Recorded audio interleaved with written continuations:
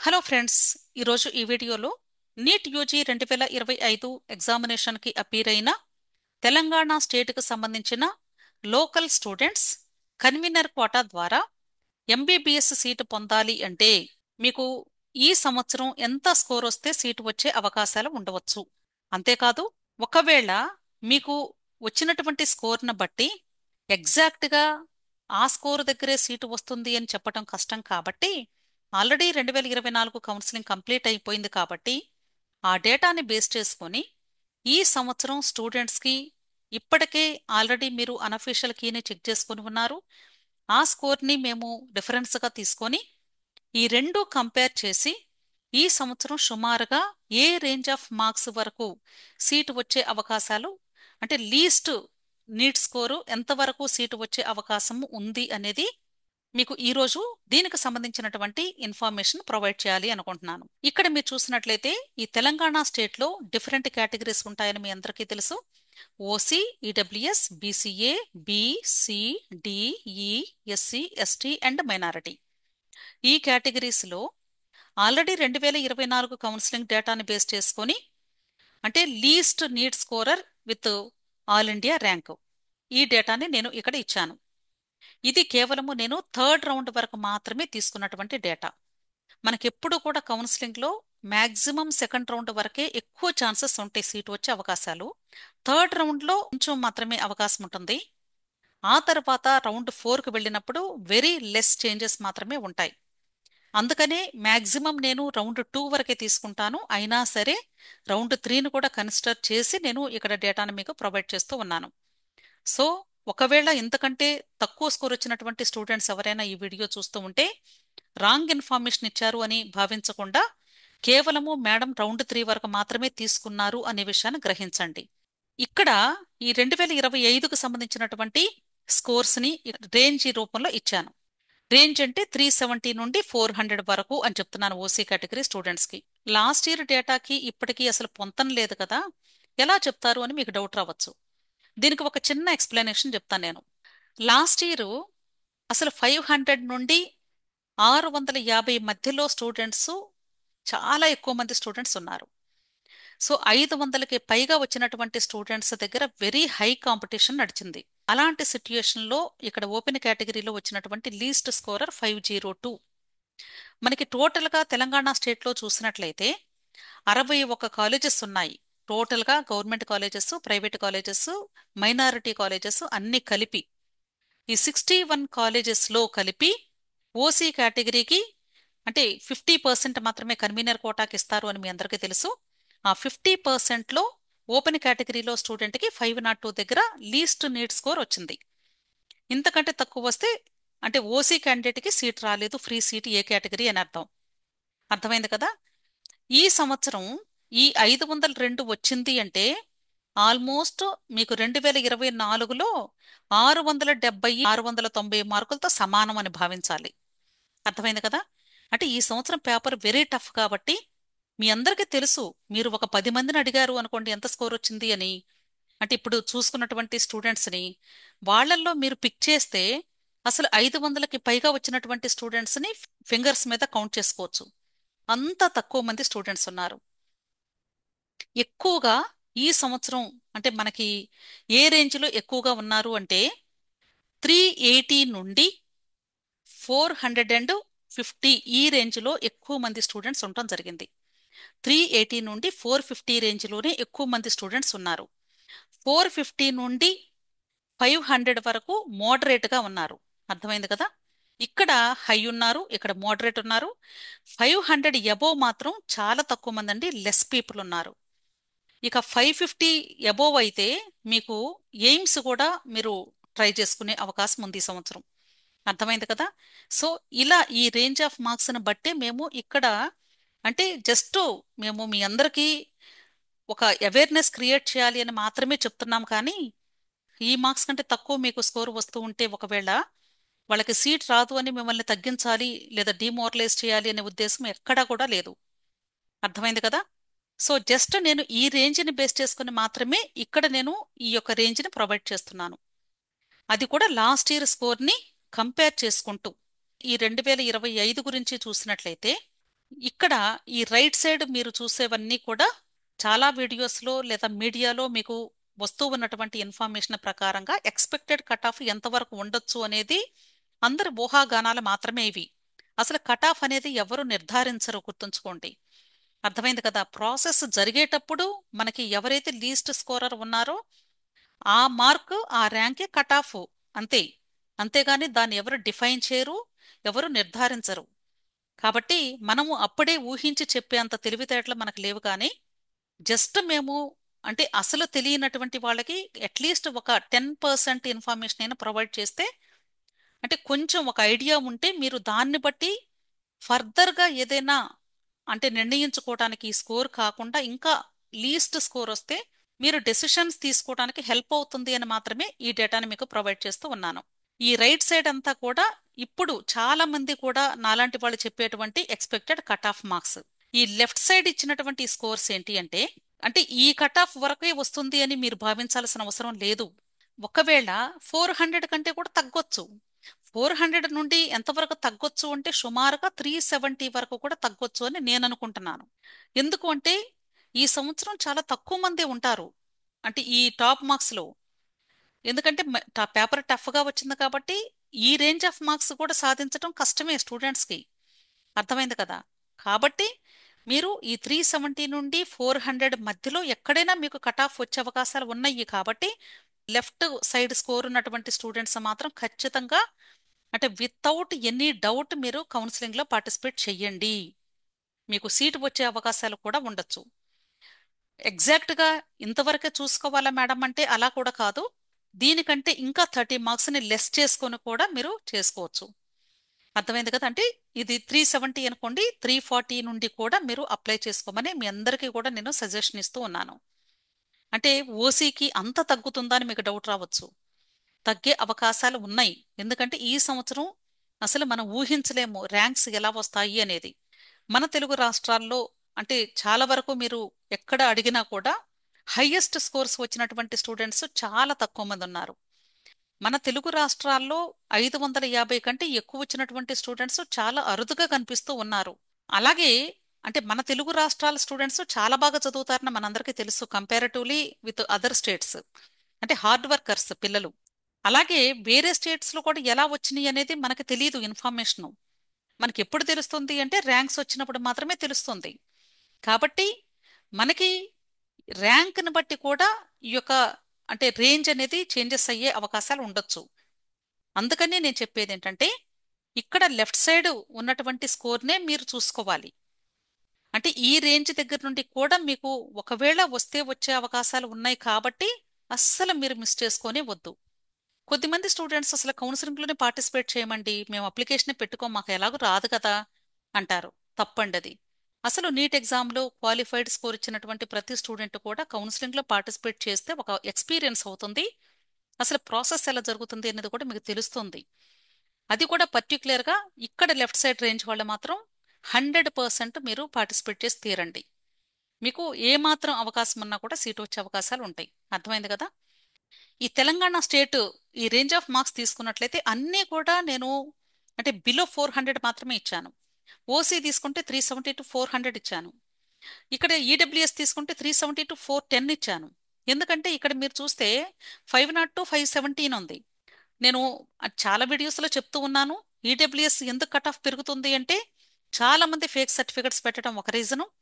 ఇంకొకటి ఈడబ్ల్యూఎస్ అనేది ప్రైవేట్ కాలేజెస్లో ఉండదు కాబట్టి కేవలం గవర్నమెంట్ కాలేజెస్లోనే కాబట్టి సో ఈడబ్ల్యూఎస్ ఉన్నటువంటి ఓసీ కేటగిరీ స్టూడెంట్స్ ఎవరైతే ఉన్నారో ఆ స్టూడెంట్స్ మాత్రమే జాయిన్ అవుతారు. కాబట్టి అందువల్ల కూడా కట్ ఆఫ్ పెరిగే అవకాశం ఉంది.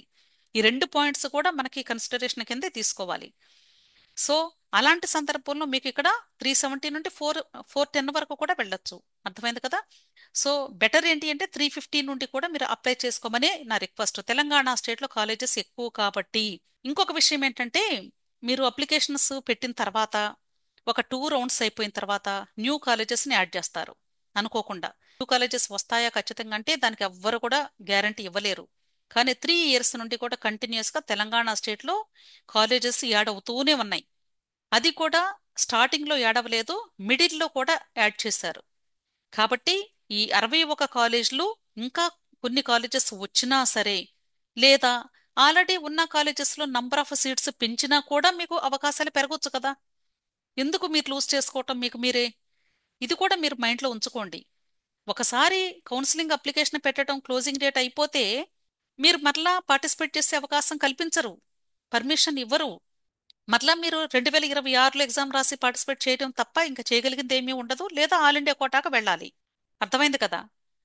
అలాంటి సందర్భంలో మరి మీకు ముందే తెలియదు కదా కాలేజెస్ వస్తాయా, నంబర్ ఆఫ్ సీట్స్ ఏమైనా యాడ్ అవుతాయా, ఆ విషయాలు మనకేమీ తెలియనప్పుడు మనకు మనమే డీగ్రేడ్ చేసుకొని లేదా డీమోరలైజ్ అవుతూ మనకు సీట్ రాదు అని భావిస్తూ అసలు అప్లికేషన్స్ పెట్టుకోకుండా ఉండటం అనేది ఫూలిష్నెస్. అందుకని నేను రేంజ్ ఇస్తుంది మీకు. అర్థమైంది కదా. మనం ఊహించలేము, సడన్ గా కట్ ఆఫ్ పడిపోవచ్చు. కాబట్టి ఇక్కడ 370 అన్నప్పటికీ కూడా బెటర్ ఏంటి అంటే మీరు ఇంకా 30 మార్క్స్ మీరు తగ్గించుకొని 340 లేదా 350 నుండి 400 మధ్యలో సీటు వచ్చే అవకాశాలు కూడా ఉంటాయి అని మీరు అప్లై చేసుకోండి. అర్థమైంది కదా. నెక్స్ట్ ఈడబ్ల్యూఎస్ వాళ్ళు కూడా అంతే, సేమ్ 350 నుండి 410 వరకు ఉండొచ్చు.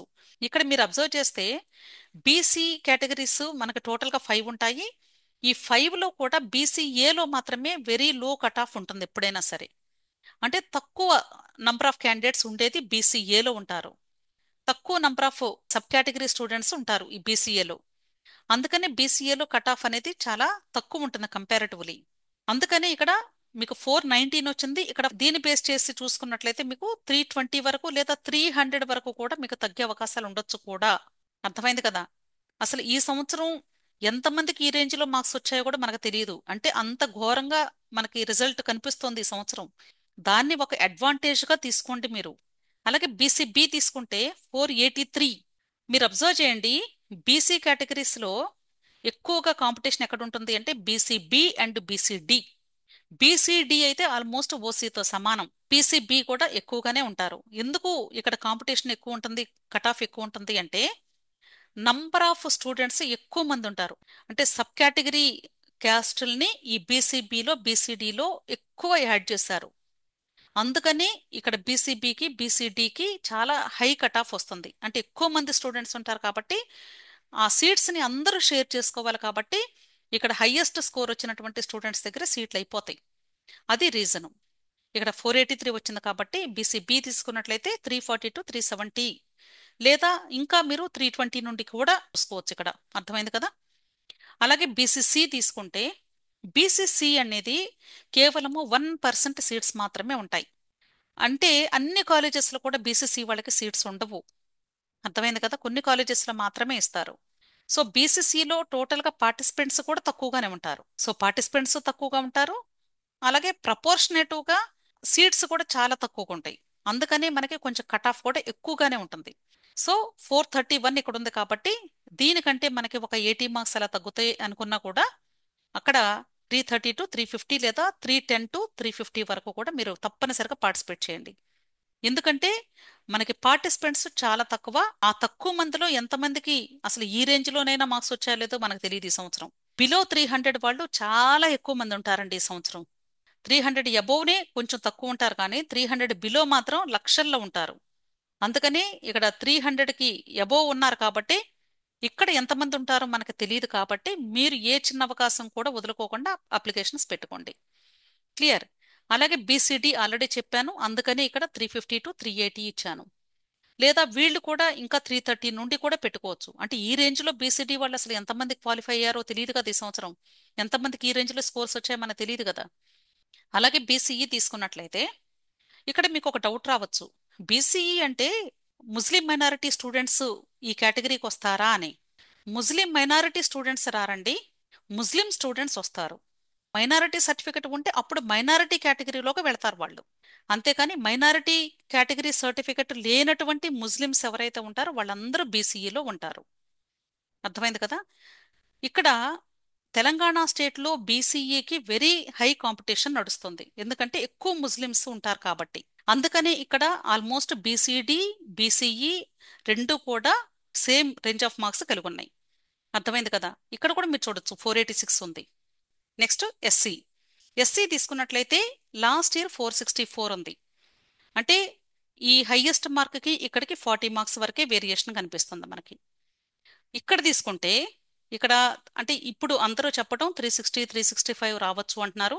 కానీ నేనైతే ఇక్కడ కూడా 310 నుండి 360 మధ్యలో కూడా వచ్చే అవకాశాలు ఉన్నాయి అనుకుంటున్నాను. ఎందుకంటే ఎస్సీ కేటగిరీలో స్టూడెంట్స్ అసలు ఈ సంవత్సరం ఎంతమందికి ఈ రేంజ్లో మార్క్స్ వస్తాయో కూడా మనం ఊహించలేము. అర్థమైంది కదా? కాబట్టి ఈ రేంజ్ స్టూడెంట్స్ ఎంతమంది ఉంటారో దాన్ని బట్టి ఇక్కడ మన కాంపిటీషన్ నడిచిద్ది, గుర్తుంచుకోండి. అందుకని ఇక్కడ 310 నుండి కూడా 360 రేంజ్ ఈ మార్క్స్ లో కూడా సీట్ వచ్చే అవకాశాలు ఉండొచ్చు. క్లియర్? అలాగే ఎస్టీ తీసుకుంటే తెలంగాణ స్టేట్ లో ఎస్టీ అనేది చాలా కాంపిటీషన్ ఎక్కువ. పైగా ఎక్కువ మంచి స్కోర్ వచ్చినటువంటి స్టూడెంట్స్ చాలా ఎక్కువ మంది ఉంటారు. ఇక్కడ ఎస్టీ కేటగిరీ తీసుకున్నట్లయితే 443. ఇక్కడ మీకు ఒక డౌట్ రావచ్చు, 443 అంటే లీస్ట్ మార్కే కదా మేడం, అది చాలా ఎక్కువగా చెప్తున్నారంటే ఎగ్జాగరేట్ చేసి అని. ఎస్టీ కేటగిరీ అంటే యాక్చువల్గా ఒక 5 years బ్యాక్ మీరు చూస్తే అరౌండ్ 300 అలా ఉండేది, అంటే ఈ స్కోర్తో పోలిస్తే. ఇక్కడ 443 వస్తే మనం ఎలా చూస్తున్నామో ఈ కేటగిరీ స్టూడెంట్స్కి ఒరిజినల్గా అసలు 300 వరకు వచ్చినా కూడా సీట్స్ వచ్చాయి. అంటే చాలా మంది అనుకునేవాళ్ళు ఎస్టీ కేటగిరీలో మనం కూడా ఉంటే బాగుండేది, సీట్ చాలా ఈజీగా వస్తుంది అని. అలాంటి సిట్యుయేషన్స్ మారిపోయి వీళ్ళ కట్ ఆఫ్ కూడా 443కి వెళ్ళింది. అంటే ఎస్టీ కేటగిరీ స్టూడెంట్స్ చాలా బాగా చదువుతున్నారు, చాలా మెరిటోరియస్ స్టూడెంట్స్ ఉంటున్నారు. అంటే ఈ రేంజ్లో చాలా మంది స్టూడెంట్స్ ఉన్నారు. అంటే 450 to 500 మధ్యలోనే అంటే ఎక్కువ స్కోర్ వచ్చినటువంటి స్టూడెంట్స్ చాలా మంది ఉంటారు. అంత కాంపిటీషన్ నడుస్తుంది వీళ్ళకి. అర్థమైంది కదా? సో దీన్ని బేస్ చేసుకొని ఈ సంవత్సరం కూడా ఎస్టీకి డెఫినెట్గా ఈ స్టూడెంట్స్కి మంచి స్కోర్స్ వచ్చే అవకాశాలు ఉన్నాయి. కాబట్టి 350 to 370 అన్నాను. కానీ వీళ్ళు కూడా 320 నుండి కూడా పెట్టుకునే అవకాశం ఉంది. ఈ సంవత్సరం పేపర్ మనం చెప్పలేం కాబట్టి. అర్థమైంది కదా? అలాగే మైనారిటీ కేటగిరీ స్టూడెంట్స్. మైనారిటీ అంటే అర్థము ఇక్కడ బీసీఈ స్టూడెంట్స్ ఉన్నారు కదండి, ముస్లిం స్టూడెంట్స్. ఈ స్టూడెంట్స్కి ఒకవేళ ముస్లిం మైనారిటీ సర్టిఫికెట్ కూడా ఎడిషనల్గా ఉంటే, ఎడిషనల్గా అన్నాను, ఇది మనకి క్యాస్ట్ సర్టిఫికెట్ బీసీఈకి సంబంధించింది మాత్రమే ఉంటే బీసీఈ కేటగిరీలో పార్టిసిపేట్ చేస్తారు. బీసీఈ కేటగిరీ స్టూడెంట్స్ అంటే వీళ్ళు అన్ని కాలేజెస్లో కూడా పార్టిసిపేట్ చేస్తారు. అన్ని colleges, government colleges, private colleges అన్నీ కూడా. మైనారిటీ స్టూడెంట్స్ అంటే అర్థము ఎవరికైతే ముస్లిం మైనారిటీ సర్టిఫికెట్ ఉంటుందో ఆ స్టూడెంట్స్ కేవలము ముస్లిం మైనారిటీ కాలేజెస్లో మాత్రమే పార్టిసిపేట్ చేస్తే అక్కడ సీటు వచ్చే అవకాశాలు ఏ రేంజ్లో ఉంటాయి అనేది ఇక్కడ ఇచ్చాను. అంటే మనకి తెలంగాణ స్టేట్లో 4 మైనారిటీ కాలేజెస్ ఉన్నాయి టోటల్గా. ఒకటి షాదన్ ఉంది, రెండోది డెక్కన్ ఉంది, మూడోది ఆయాన్ కాలేజ్ ఉంది, fourth one VRK women's college. ఈ 4 కాలేజెస్లో కూడా మైనారిటీ స్టూడెంట్స్ అంటే ముస్లిం స్టూడెంట్స్కి మాత్రమే అడ్మిషన్ ఇస్తారు. ఆ స్టూడెంట్స్కి ఖచ్చితంగా మైనారిటీ సర్టిఫికెట్ ఉండి తీరాలి. మైనారిటీ సర్టిఫికెట్ లేకపోతే ఈ కాలేజ్లో అడ్మిషన్ ఇవ్వరు. వాళ్ళకి బీసీఈ సర్టిఫికెట్ ఉంటే బీసీఈ కేటగిరీలో అన్ని కాలేజెస్లో పార్టిసిపేట్ చేసి మీకు మెరిట్ ఉంటే జాయిన్ అయ్యే అవకాశం ఉంటుంది. అర్థమైంది కదా? సో ఇక్కడ మైనారిటీ సర్టిఫికెట్ ఉన్నప్పటికీ కూడా మనకి హైదరాబాద్లో ముస్లిమ్స్ ఎక్కువ కాబట్టి చాలా కాంపిటీషన్ ఉంటుంది కాబట్టి 350 to 380 రేంజ్ ఇవ్వటం జరిగింది.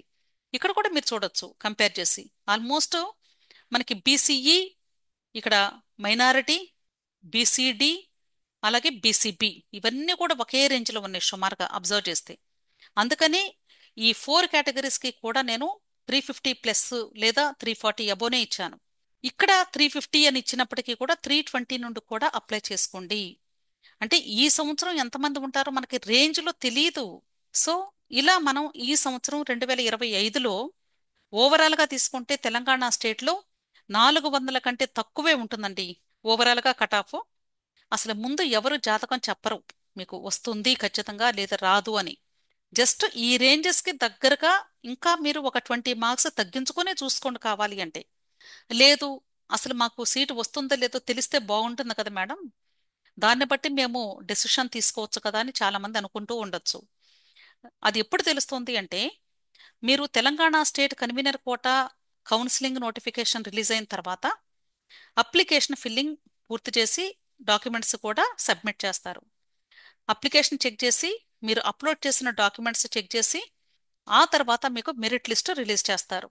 ఈ మెరిట్ లిస్ట్లో స్టూడెంట్ యొక్క రోల్ నెంబరు, అలాగే స్టూడెంట్ యొక్క name, score, all India rank, category ఈ 3 కూడా మనకి డిస్ప్లే చేస్తారు. ఇక్కడ ఈ కేటగిరీ క్రింద మీరు ఏ పొజిషన్లో ఉన్నారో చూసుకుంటారు. మీకంటే పైన మీ కేటగిరీలో ఎంతమంది ఉన్నారో క్యాలిక్యులేట్ చేసుకోండి. సపోజ్ మీకంటే పైన ఒక 600 మంది ఉన్నారు. ఒకవేళ మీ కేటగిరీలో సీట్స్ వచ్చేసి 650 సీట్లే ఉన్నాయి అనుకోండి. మీకంటే పైన 600 మందే కదా ఉంది. అంటే ఇంకా 50 సీట్లు ఎక్స్ట్రా ఉన్నట్లే కదా. అంటే మీకు డ్యామ్ షూర్గా సీట్ వస్తుంది కదా. మీకే తెలిసిపోతుంది కదా. ఇంకెవరిని అడగాల్సిన అవసరం లేదు కదా. ఇదంతా ఎప్పుడు తెలుస్తుంది? నోటిఫికేషన్ వచ్చాక అప్లికేషన్ పెట్టి డాక్యుమెంట్ వెరిఫికేషన్ అయ్యి మెరిట్ లిస్ట్ వచ్చి ఆ తర్వాత ఆ లిస్ట్లో మీ అప్లికేషన్ యాక్సెప్ట్ అయ్యి మీ నేమ్ ఉండి అప్పుడు ఈ లిస్ట్ ప్రకారంగా క్యాలిక్యులేట్ చేసుకుంటే ఈ విషయాలన్నీ తెలియాలి అంటే అసలు బేసిక్ స్టెప్ మీరు అప్లికేషన్ పెట్టుకోవాలి తెలంగాణ స్టేట్కి. అందుకే నేను చెప్తుంది అసలు ఎవరెవరు పెట్టుకోవాలి, ఏ రేంజ్ ఆఫ్ మార్క్స్ వాళ్ళు పెట్టుకోవాలి అనే దానికి ఒక అవగాహన ఉంటుంది అని ఇచ్చాను. అంతేకాదండి, మీ అందరినీ కూడా నేను రిక్వెస్ట్ చేస్తూ ఉన్నాను, మంచి సజెషన్ ఇవ్వాలి అనుకుంటున్నాను. ఇక్కడ ఏ రేంజ్ తీసుకున్నప్పటికీ కూడా 300 కంటే ఎక్కువగానే ఉంది. కాబట్టి ఎవరికైతే 300 కంటే తక్కువ ఉందో వాళ్ళకి చాలా తక్కువ అవకాశాలు ఉంటాయి. ఒక బీసీఏ కేటగిరీలోనే ఏమైనా ఛాన్స్ ఉంటే ఉండొచ్చు. అంటే కొంచెం 300కి బిలో ఉన్నా కూడా చెప్పలేము. కానీ మిగతా ఏ కేటగిరీలో కూడా 300 కంటే తక్కువ ఉండే అవకాశం ఉండకపోవచ్చు బహుశా. కాబట్టి ఈ రేంజ్ ఆఫ్ మార్క్స్ వచ్చినటువంటి స్టూడెంట్స్ మీరు నెక్స్ట్ బీడిఎస్కి లేదా ఆయుష్ లేదా ఎంసెట్ రాసుకొని veterinary, pharmacy, pharm D, agriculture ఇలా చాలా కోర్సెస్ ఉన్నాయి. మీరు ఒకసారి ఆలోచించుకోండి అసలు ఏ కోర్స్కి నేను వెళ్ళాలి. ఒకవేళ సీట్ రాలేదు, ఎంబీబీఎస్కే వెళ్ళాలా లేక నేను వేరే కోర్స్ అయినా తీసుకోవాలా అనేది ముందు డిసైడ్ చేసుకోండి పేరెంట్స్తో డిస్కస్ చేసి. మీరు లేదు నేను నెక్స్ట్ ఇయర్ అయినా సరే, మాకు తెలంగాణ స్టేట్లో కాలేజెస్ ఎక్కువ కదా మేడం, నేను అట్లా ఇంకొక అటెంప్ట్ ఇస్తానండి, మాకు వచ్చే అవకాశాలు పెరుగుతున్నాయి కదా, కాలేజెస్ కూడా కొంచెం పెంచుతూ ఉన్నారు, సీట్లు పెరుగుతూ ఉన్నాయి, కాబట్టి మేము ట్రై చేస్తాము అనుకునే వాళ్ళు ఎవరైనా ఉంటే మీ రేంజ్ ఆఫ్ మార్క్స్ కంటే కానీ 30 మార్క్స్ మీకు తక్కువ ఉంటే మాత్రం ఇమ్మీడియట్గా మీరు లాంగ్ టర్మ్స్కి వెళ్ళి జాయిన్ అవ్వండి. అంటే మీరు లాంగ్ టర్మ్కి వెళ్ళి ఫస్ట్ డే నుండి క్లాసెస్కి అటెండ్ అవ్వండి. అప్పుడు నెక్స్ట్ ఇయర్ డెఫినెట్గా మీరు ఇప్పుడు వచ్చినటువంటి స్కోర్ కంటే డబుల్ స్కోర్ సాధించగలుగుతారు.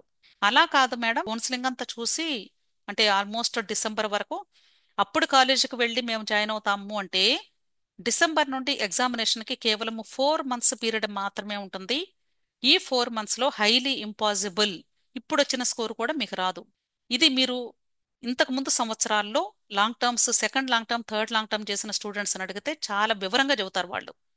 ఎర్లీగా వెళ్ళి ఫస్ట్ డే నుండి కాలేజీకి అటెండ్ అయినటువంటి స్టూడెంట్స్ యొక్క స్కోర్ ఎలా వచ్చినాయి, అలా కాదు కౌన్సిలింగ్ అంతా చూసుకొని తీరుబడిగా తర్వాత లాస్ట్లో వెళ్ళి చదివిన వాళ్ళకి స్కోర్స్ ఎలా తగ్గాయి, ఈ రెండు మీరు ఒకసారి ఎంక్వైరీ చేసి దాన్ని బట్టి మీరు డెసిషన్ తీసుకోండి.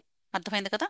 సో బెటర్ ఏంటి అంటే నా సలహా అయితే ఇంకా చెప్పాలి అంటే ఇప్పుడు మనకి అంటే ఎవరు కూడా ఊరికే నోటుకొచ్చినటువంటి నెంబర్ అయితే చెప్పరండి ఏ యూట్యూబ్ ఛానల్లో కూడా. వాళ్ళందరూ కూడా మీ అందరి కోసం కష్టపడుతూనే ఉన్నారు. కాబట్టి సో చాలా మంది కూడా వాళ్ళు వర్కౌట్ చేసి ఇచ్చినటువంటి ఈ right side expected cut off marks అని ఏదైతే చెప్తూ ఉన్నారో, మీరు వింటూ ఉన్నారో, ఈ స్కోర్కి దగ్గరగా ఉన్న స్టూడెంట్స్ అందరూ కూడా మీరు ఖచ్చితంగా ఎంబీబీఎస్ఏ చదవాలి అనుకుంటే మాత్రం మీరు లాంగ్ టర్మ్స్కి వెళ్ళి జాయిన్ అయిపోయి చదువుకుంటూ ఉండండి. ఒకవేళ మీకు సీట్ వచ్చింది అనుకోండి, చక్కగా జాయినింగ్ రోజు వచ్చి జాయిన్ అయిపోతారు. కౌన్సిలింగ్లో స్టూడెంట్ యొక్క పార్టిసిపేషన్ ఏమీ ఉండదు.